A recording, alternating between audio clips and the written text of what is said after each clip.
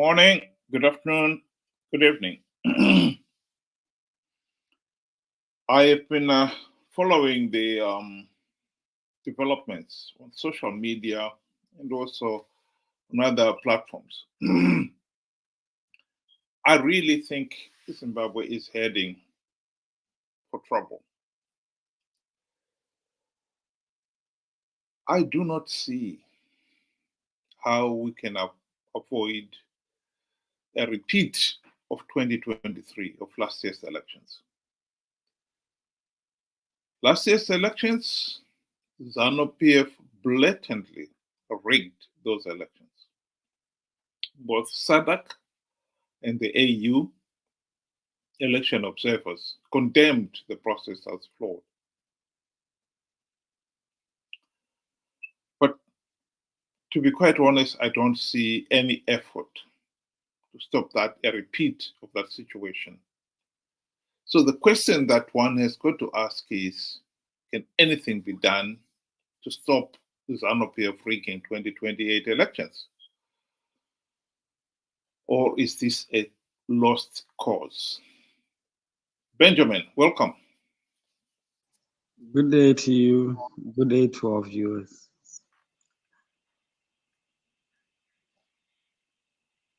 Well, what do you think?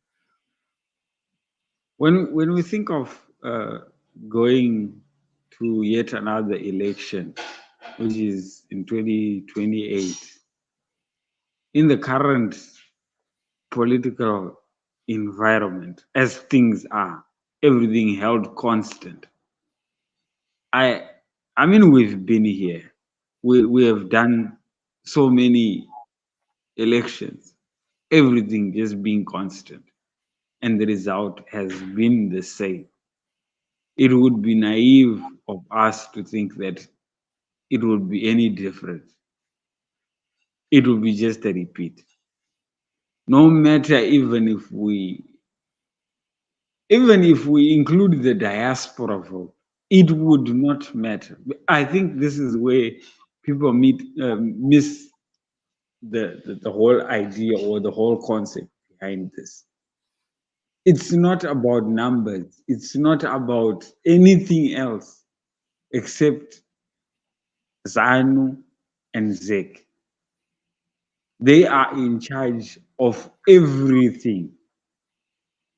So as long as things remain the way they are, we can just forget. We will be here until the Zanu PF youngsters grow up, take up maturity, and then also vie for this here position, whilst we are just going around and around in circles. So I'm thinking beyond even 2028. If we continue doing what we are doing, it will be the same thing over and over again. In other words, 2028 is going to be a repeat of 2023. But I think the question that has got to be asked is, what is it that we failed to grasp there? We've failed to hold free, fair, and credible elections these last 44 years. Have we learned anything from that? Are we incapable of learning anything from that?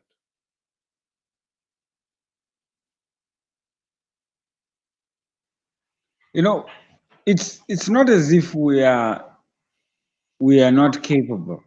I think we have been given the opportunity. We've been given a direction, a way out, numerous occasions. But for some reason, I think we just enjoy. I don't know. Maybe it's the thrill of going to cast a ballot, regardless of the fact that we know the outcome would never be favorable.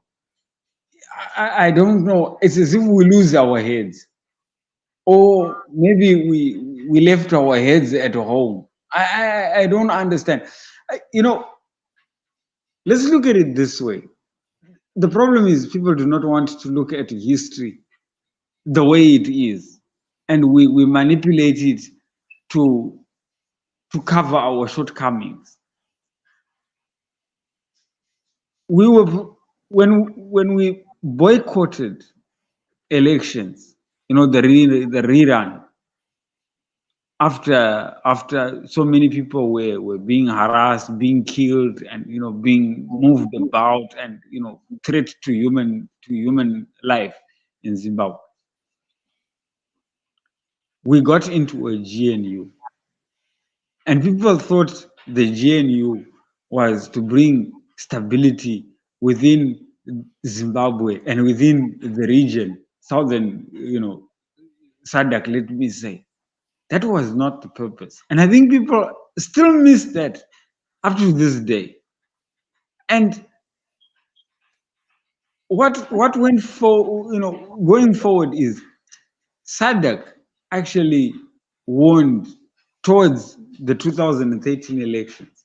SADC warned then MDC, now Triple C, now this, I don't know if the blue idea is still alive, they warned them, but they're still the same people basically that are within the structures.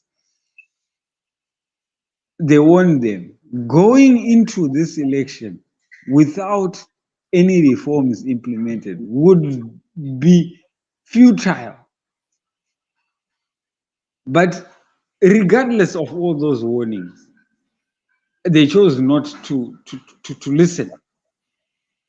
Here we go years later, SADC comes and it gives such a damning report that it had Zanu PF shaking in their boots, running left, right, and center, trying to fix things within their camp and within the SADC itself. I think they were at their most vulnerable then. And instead of waiting for SADC to take the next initiative, here we were already taking oath of office. I want this because I campaigned with my money.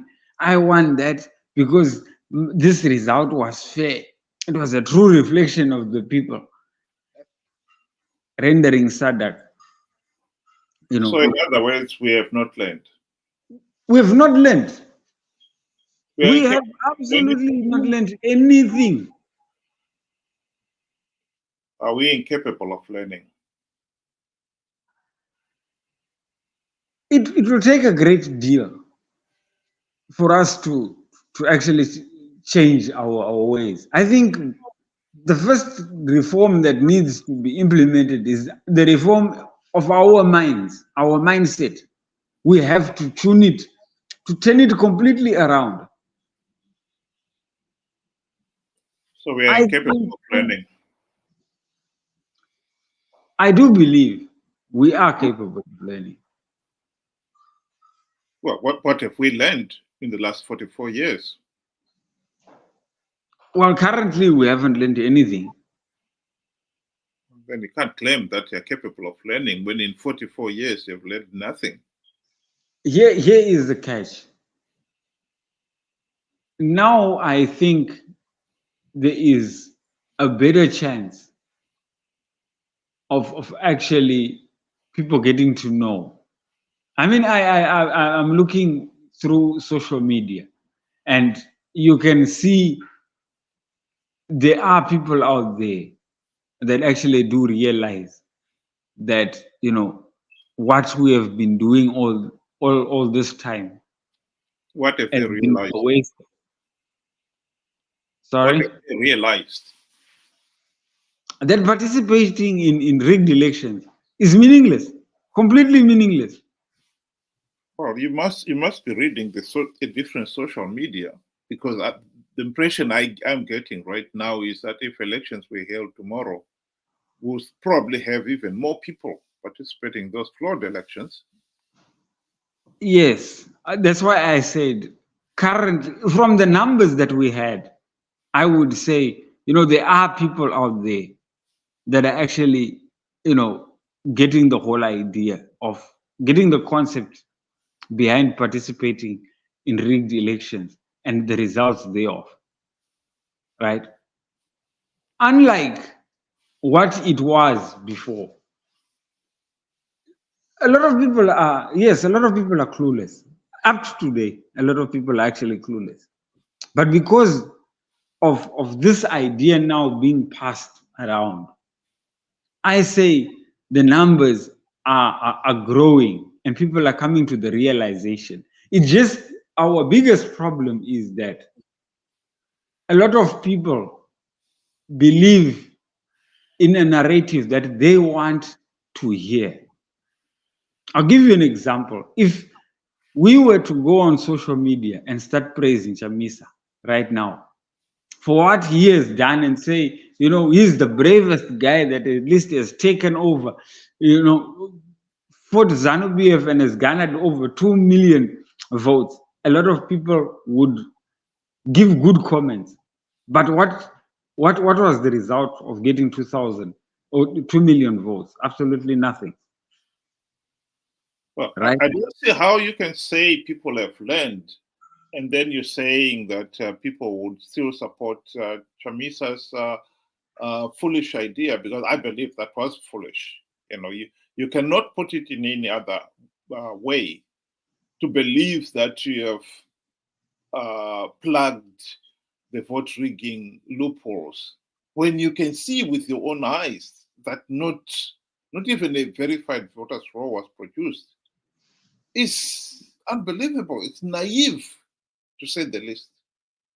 And if we were to sing praises of Chamisa right now, and another 3 million people come in and join in in the singing of the praises, that means we have not learned anything. That's what I'm saying.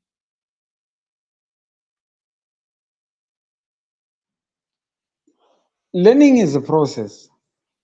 From where, and where we are going now. The fact that you find that, we are getting those responses.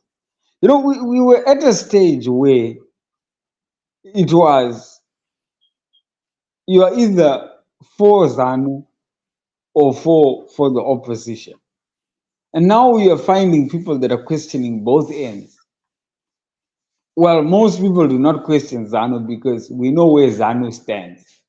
Zanu is just, it's just that we cannot describe what they are. They just stand for, the evil, the bad. But then we have to go to the side of the opposition. The reason why we talk about the opposition that much is that, they are the ones that are not yet, we haven't given them, a label yet, if I may say. Who are they? What have they done for us? Where do they see themselves in the future, given the current political environment? Those are the questions that we hadn't asked. For Zanu PF, we could not ask because we've done away with them. We had 44 years of asking, and I think we have figured it out. But now we get people that are asking to say, this guy here, he promised us, not once, but he promised us twice, that this time is your time, and is not delivered. And people are asking, why? Yeah, So that for me, Benjamin, that that for me, listen, that for me, to be able to ask. Let me clarify the question. Yeah.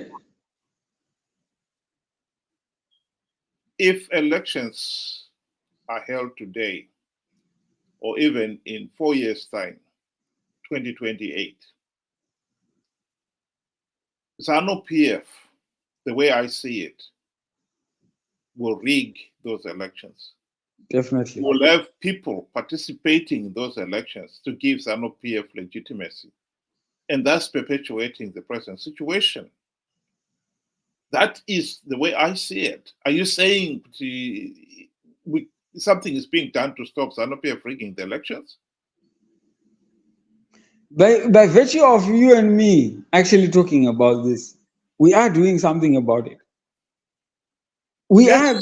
I mean, no one is denying that. Talking about it and saying, you shouldn't participate in rigged elections. We talked about it last time. Some of us, you know, talked about it until we were coal black in the face, but it didn't change anything.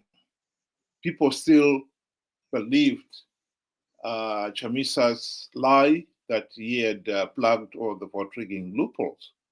And the way I see it, that same mob will believe Chamisa's Blue Express, and they will participate in the elections without even one token reform implemented.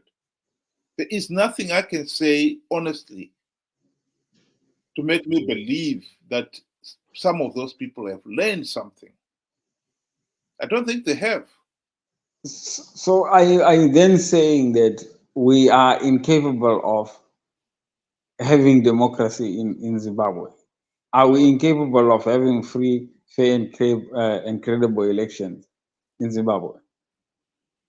Well, I cannot predict about 100 years from now.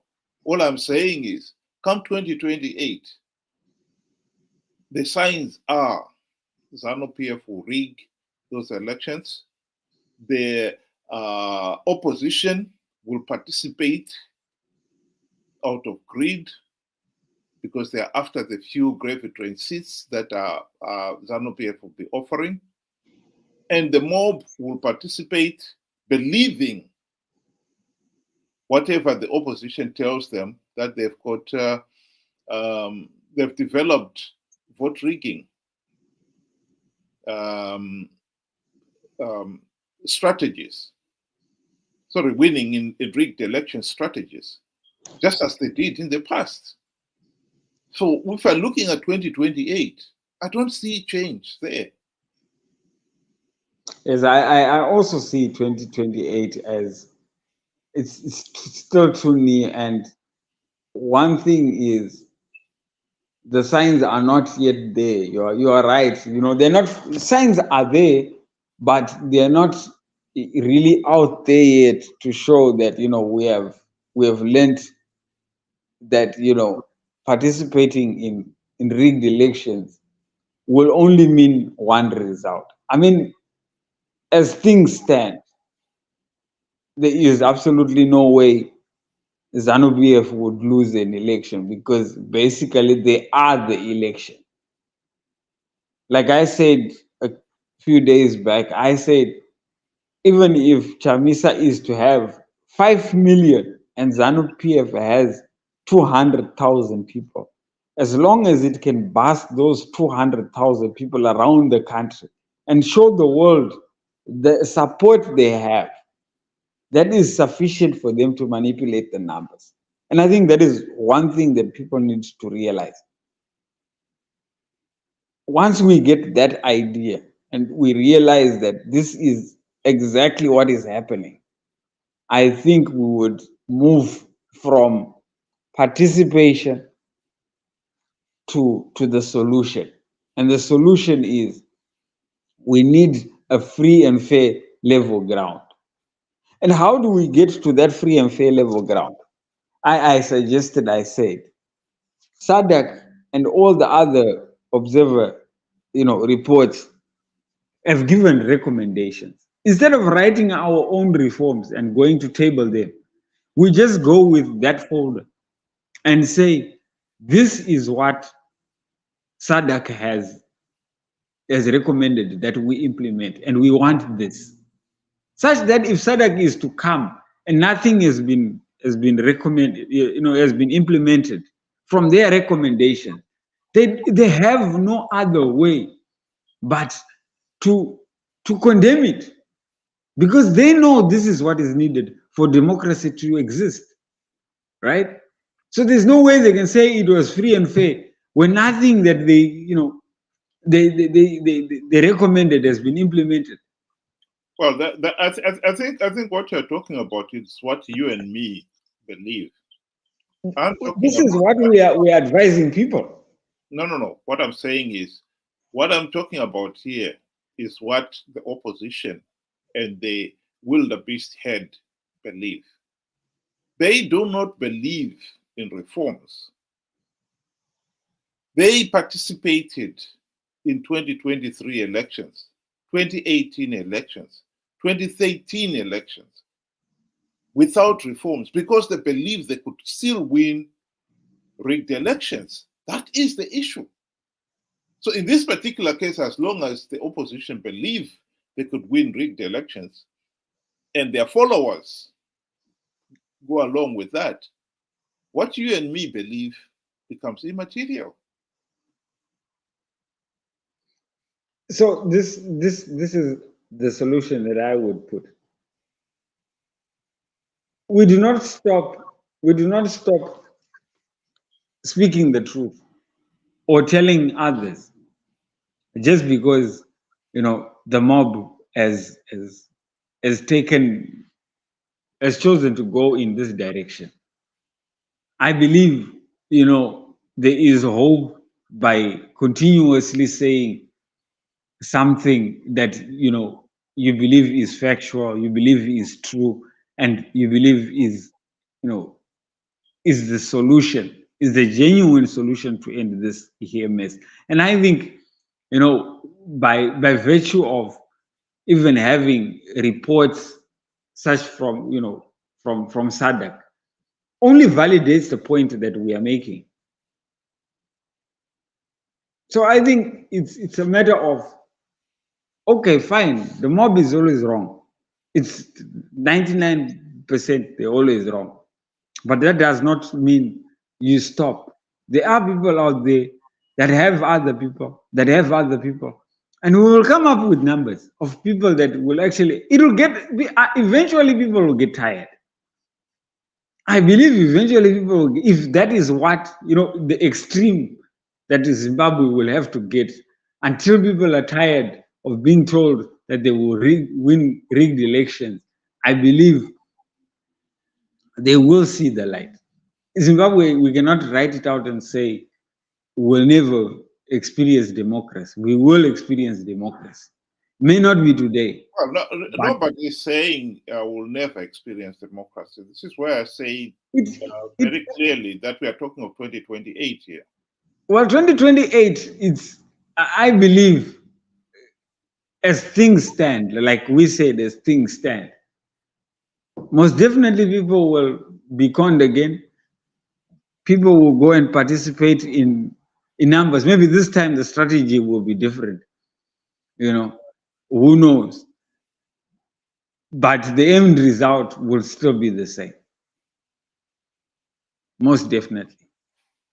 Zanu PF would win the elections. Even if we were to go today, if a lot of people actually believe SADC is going to hold elections in June, even if we were to go in June, we would still lose because nothing has changed the playing field.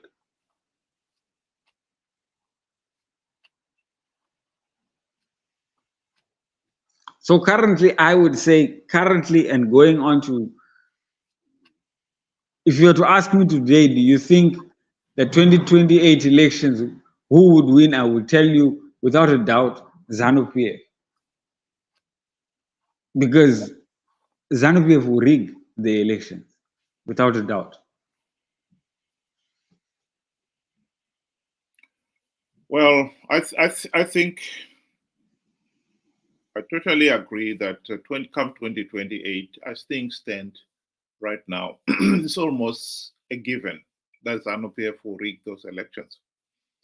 And it's almost a given that the opposition will participate in their numbers. And ZANU PF Mnangagwa will be making sure that the opposition participate in numbers by increasing the bait to attract the opposition. I think one of the things that we may see happen before the 2028 elections is the creation of the leader of the opposition, where whoever is leading the opposition will be rewarded, duly rewarded, by being accorded the title of leader of the opposition, which will be entitled to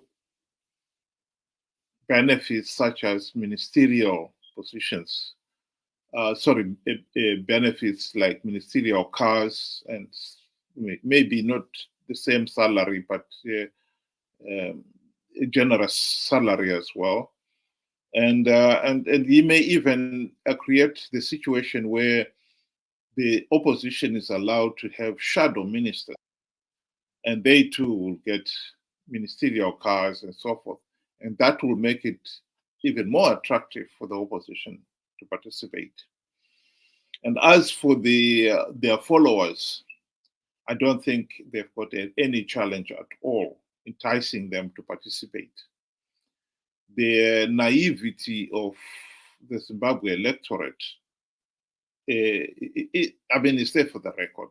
You cannot deny that you have to be incredibly naive to keep on believing the same idiotic we are winning in rigged election strategies that the opposition have put forward time and time again. They don't have to think of anything spectacular. The electorate will believe them. In fact, some of them on social media right now, the way they're Chamisa clearly shows that they have no clue that he lied to them last year and connived with Zanu PF to participate in the elections to give Zanu PF legitimacy. The penny hasn't dropped in the heads of the empty heads of the mob. That is the reality. I think the reason why I thought of this quotation from Socrates, who is a Greek philosopher at the time of the founding of democracy, is that the Greeks themselves accepted that political reality, that if you're going to form a government of the people, for the people, by the people must have a strong mind. They must understand what reforms are. They must understand what constitutes free, fair, and credible elections. The Zimbabwe electorate has failed to do so. And both Zanu PF and the opposition have exploited it to the full. And so we have got an electorate with a weak mind. Can we ever have a democracy when you have got an electorate that is ignorant, naive, and gullible? The answer has got to be cannot have democracy. Democracy requires that the people themselves must have a strong mind, knowledgeable, diligent. The Zimbabwe electorate is far from it. That is my opinion, and that's my closing remark. But Ben, I don't know whether you want to give your closing remark too. Well, in closing, I would say, all hope is not lost for Zimbabwe. Yes, as things stand, it may look very, very bleak, even heading into 2028. I mean, if we are to go and participate in an election, as things stand, most definitely, we know the outcome. I think everybody knows the outcome of that election. We will just be burying our heads in the sand and giving ourselves false hope to say that this time would be any different. We all know Zanu PF will rig the election and would walk away with it at the end of the day. But what like what you say, you have challenged this. I think, it's good to have challenges to say, for democracy to exist, you need certain elements. You need to be able to think outside the box, to have, strong minds, to be able to ask the right questions and not just blindly follow, like wildebeest, as you put it across. So I think, if it starts with a few, and you tell a friend and you tell a friend and you tell a friend, and the good thing now there is social media. You put it out there, right? And you continuously put it out there. All hope is not lost as long as the word is going out there. I believe one day we will get tired. If it means that we will have to get tired, then that's the route that we will go. Of course, democracy would be postponed for quite some time, but eventually, I believe people would see the light to say, we have been going this for a very long time, going around in circles for a very long time. We need to stop this nonsense, and I believe we will do that one day. Well, I think I'll personally, I'll just conclude in the sense that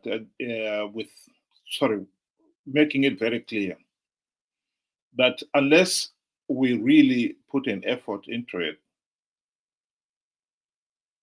democracy is not a given. Good governance is not a given.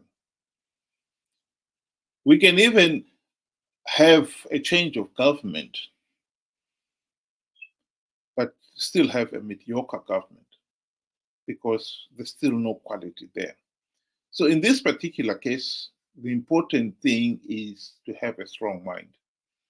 And we are capable of doing that if we put the effort in. It's not rocket science.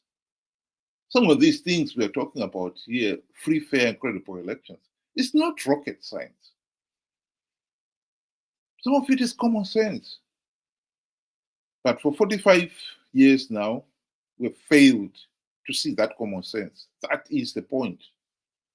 In this day and age, we're still struggling to see what constitutes free, fair, and credible elections. That is a serious weakness that cannot be swept under the carpet. And sweeping it under the carpet is not helping us at all. It's only making the situation worse. I beg to differ with you, Ben, that most people would know that we are making the. No, people did not know. Last year, when they participated, I think most of those people participated genuinely believing that Triple C was going to win big. That is Oh how. yes, yes. I didn't say they knew. I'm saying now a lot. Little by little, people are getting to know. People are getting to ask questions. It's not everybody. Yes, the mob is still for let's go for elections right now, as things stand. I honestly agree with you, but I'm saying gradually, people are asking. I see some of those questions, and I'm glad to see some of those questions because they were not appearing. Yes. Okay. Thank you very much. Those who were able to join us today, and I hope you'll be able to join us tomorrow as we discuss this point. I think this is probably the biggest question of our generation, because unless we can stop this madness of rigged elections and bad governance, Zimbabwe is not getting out of this mess. Thank you very much, Benjamin, and good night to everybody. Thank you. Good night.